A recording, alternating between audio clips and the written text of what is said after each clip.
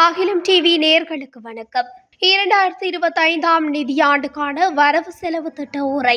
நிதியமைச்சர் என்ற வகையில் 2025ஆம் ஆண்டுக்கான வரவு செலவு திட்ட உரையை ஜனாதிபதி அனுரகுமார் திசாநாயக்க சற்று முன்னர் நாடாளுமன்றத்தில் சமர்ப்பிக்க ஆரம்பித்தார். சுதந்திர இலங்கையின் 79வது வரவு செலவு திட்டத்தை நிதியமைச்சர் என்ற அடிப்படையில் ஜனாதிபதி அனுரகுமார் திசாநாயக்க நாடாளுமன்றத்தில் முன்வைத்துள்ளார்.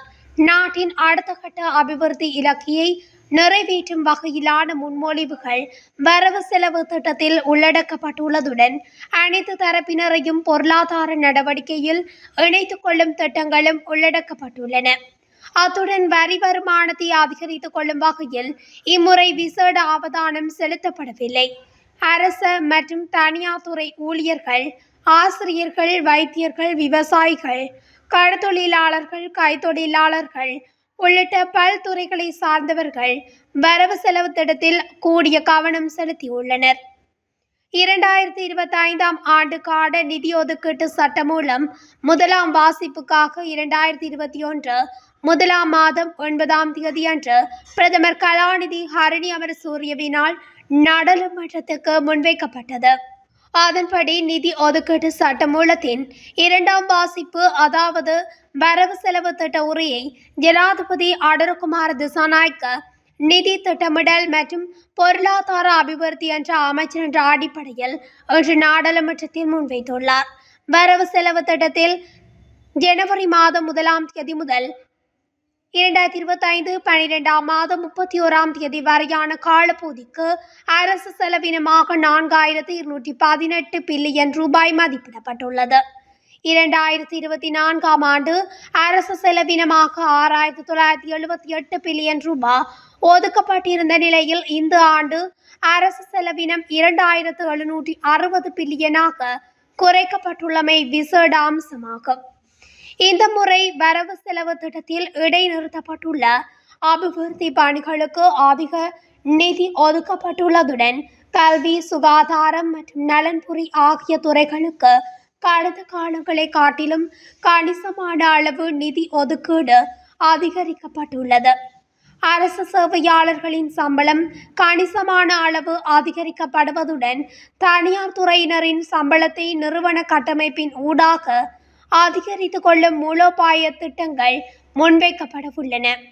நாட்டின் அடுத்த கட்ட அபிவிருத்தி இலக்கையை நிறைவேற்றும் வகையிலான முன்மொழிவுகள் வரவு செலவு திட்டத்தில் உள்ளடக்கப்பட்டுள்ளதுடன் அனைத்து தரப்பினரையும் பொருளாதார நடவடிக்கையில் இணைத்துக் கொள்ளும் திட்டங்களும் உள்ளடக்கப்பட்டுள்ளன.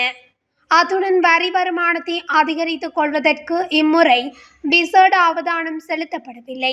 இதற்கமைய 2025ஆம் ஆண்டுக்கான வரவு செலவு திட்டத்தின் 2ஆம் வாசிப்பு மீதான விவாதம் நாளை செவ்வாய்க்கிழமை முதல் எதிர்வரும் 25ஆம் தேதி செவ்வாய்க்கிழமை வரை 7 நாட்கள் நடைபெறும்.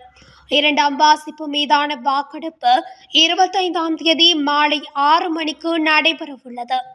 அதனைத் தொடர்ந்து குழுநிலை விவாதம் 27ஆம் தேதி வியாழக்கிழமை ஆரம்பமாகி மார்ச் மாதம் 21ஆம் தேதி வரை நடைபெறவுள்ளது. வரவு செலவு திட்டத்தின் மீதான வாக்கெடுப்பு மார்ச் 21ஆம் தேதி வெள்ளிக்கிழமை மாலை 6 மணிக்கும் நடைபெறவுள்ளது. சுதந்திர இலங்கையின் 79வது வரவு செலவு திட்டத்தை நிதியமைச்சர் என்ற அடிப்படையில் ஜனாதிபதி அனுரகுமார் திசாநாயக்க பாராளுமன்றத்தில் முன்வைத்துள்ளார். 2025ஆம் ஆண்டு 5% பொருளாதார வளர்ச்சி அடைவது பிரதான இலக்காகும் என்றும் ஜனாதிபதி குறிப்பிட்டார். மட்டுப்படுத்தப்பட்ட வகையில் தான் இம்முறை வரவு செலவு திட்டம் தயாரிக்கப்பட்டுள்ளது. அரச நிதி முகாமைத்துவ சட்டத்துக்கு அமைய வரவு செலவு திட்டம் தயாரிக்கப்பட்டுள்ளது. அத்தியாவசிய துறைகளுக்கு அதிகளவில் நிதி ஒதுக்கீடு, மீண்டெடும் செலவுகளுக்கு 4% நிதி ஒதுக்கீடு, மக்களுக்காக செலவழிக்கும் ஒவ்வொரு ரூபாவும் மக்களுக்கு பயனுடையதாக இருக்க வேண்டும். கைத்தொழில், வர்த்தகம் மற்றும் உற்பத்தி துறையில் அதிகளவான மேம்பாட்டை எதிர்பார்க்கின்றோம். பொருள் மற்றும் சேவை நியாயமான விலைக்கு தடையின்றி விநியோகிக்கப்படும்.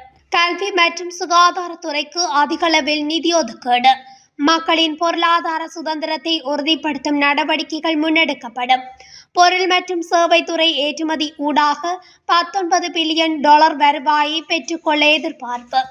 2028ஆம் ஆண்டு முதல் வெளிநாட்டு அரசுமுறை கடன்களை முறையாக செலுத்துவோம். ஏழ்மையை இல்லாதொழிப்பதற்கு உரிய திட்டங்கள் செயற்படுத்தப்படும். அரசு தனியார் கூட்டு ஒத்துழைப்புடன் சுற்றுச்சூழல் அபிவிருத்தி செய்யப்படும். பொருளாதார பரிமாற்ற சட்டம் திருத்தம் செய்யப்படும். தரிசு நிலங்களாக உள்ள அரச காணிகள் குத்தகை அடிப்படையில் தனியார் தரப்பினருக்கு வழங்கப்படும். அரசு தனியார் பங்குடைமை தொடர்பில் புதிய சட்டம் மூலம் வெகு விரைவில் சமர்ப்பிக்கப்படும். காணிகளின் உச்ச பயனை பெற பிம்சவிய திட்டம் அமல்படுத்தப்படும். சட்ட வரைவாக காணப்படும் வங்குரோத்து தொடர்பான வரைவு வெகு விரைவில் சட்டமாக்கப்படும். தேசிய தரவு கட்டமைப்புக்காக 750 மில்லியன் ரூபாய் ஒதுக்கப்படும். கொழும்பு துறைமுக முனையங்கள் அபிவிருத்திக்கான திட்ட மனுக்கள் எதிர்வரும் நாட்களில் கோரப்படும். சகல பிரஜைகளுக்கும் டிஜிட்டல் அடையாள அட்டை வழங்கும் திட்டம் துரிதப்படுத்தப்படும் எனவும் நாடாளுமன்றத்தில் அடருகுமார் திசாநாயக்க முன்வைத்துள்ளார். இதுபோன்ற இலங்கையின் முக்கிய செய்திகளை உடனுக்குடன் தெரிந்து கொள்ள அகிலம் டிவி ஊடகத்துடன் இணைந்திருங்கள். நன்றி, வணக்கம்.